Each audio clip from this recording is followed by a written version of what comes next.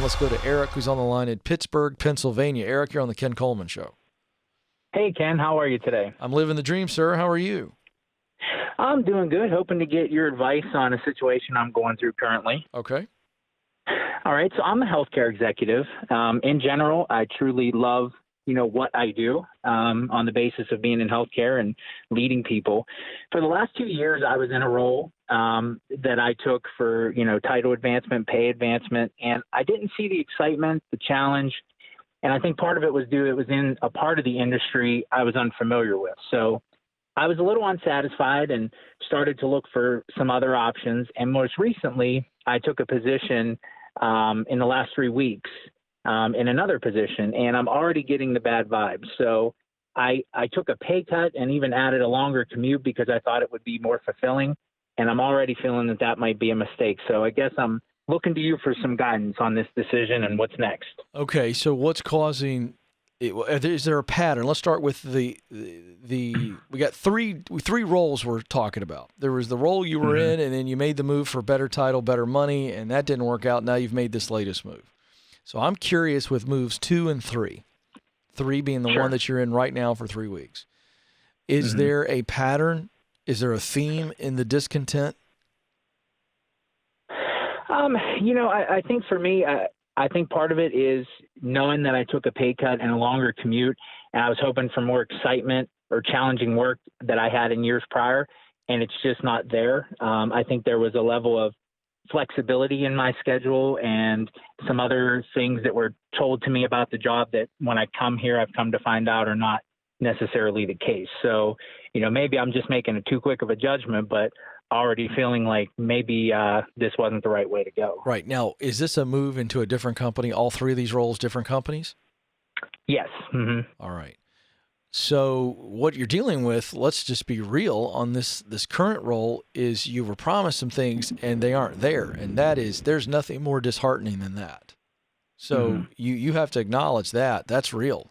You are not being, emotional. You're not being, flaky. They said that you're going to have all this stuff and it's not happening. Have you addressed it? In some ways, they have made concessions to kind of change my schedule. They had offered, some additional flexibility. However, when I take advantage of it, it's very, and I'm in a senior executive role, so I'm not in lower level management. So it's really odd for me to see this kind of oversight. I think one of the reasons is it's a much smaller company. So I just don't think they are used to people kind of working outside the box or doing things differently than they have done in the past. Right. Well, the bigger issue is, why did you leave position 1? We know the answer. You told me. More illustrious title and more money. Absolutely. Yeah. And now let's just for fun. How quickly would you move back to position 1 if I could give it to you today? Oh, immediately, without question. So now that you're gone from position 1, you realize what? What do you realize about that?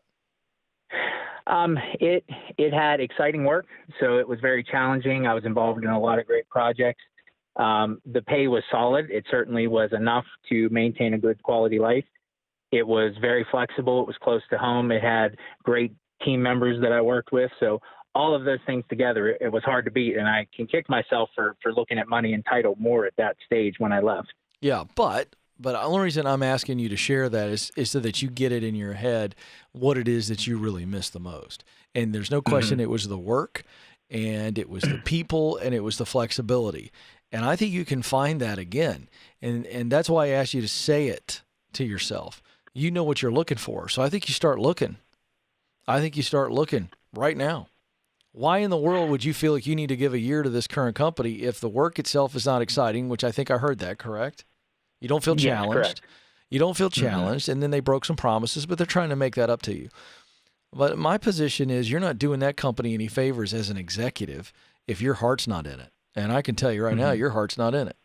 So you owe it to yourself and you owe it to them to exit at some point. Now, sit tight and relax and take a deep breath and know that you're not starving and know that you got some stability, and you're just going to have to be a big boy. You signed up for this. So now you got a longer commute, and I would use that commute wisely. That commute needs to be no longer frustration and angst heading into a job you think is the wrong one now. That commute needs to be when you're connecting and when you're learning. And you need to be finding a place that mirrors the position one. The work that challenges you, makes you feel alive, you love it, you see value in it. Good people, good culture, some freedom and flexibility, all that stuff is nice. And I would suggest to you, I would not assume that you can't make more money than you did in position one. I mean, that's saying that you, Eric, aren't able to move up a ladder. But I just think you got to be looking for the right ladder. And last time you just took it based on title and money, and you didn't look at all the other extenuating items that are so important to you. So instead of being frustrated, Eric, I want you to hear that now you're equipped and you know exactly what to look for, and you're not going to make that mistake again. And the best is yet to come. Oh, great. Well, thank you, Ken. That's really helpful at this time. I'm telling you right now, listen, the best is yet to come. Am I right? Do you have that confidence of what I just said? You believe you know exactly what you're looking for next time around? Yeah, and I think my reservation is, leaving somewhere too soon or having those discussions. But why?